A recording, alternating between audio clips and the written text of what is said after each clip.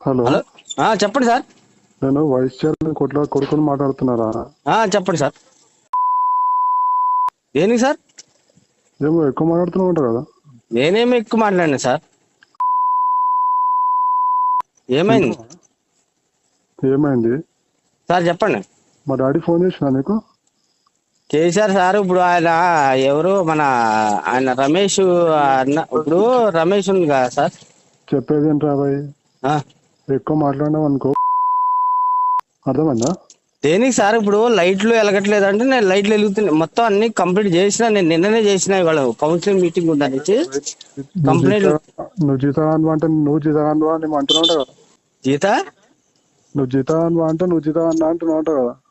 నేనెందుకు అంటా సార్? నేను జీతగా చెప్పేది ఏంట్రా బాయ్, ఎక్కువ మాట్లాడినావు అనుకో.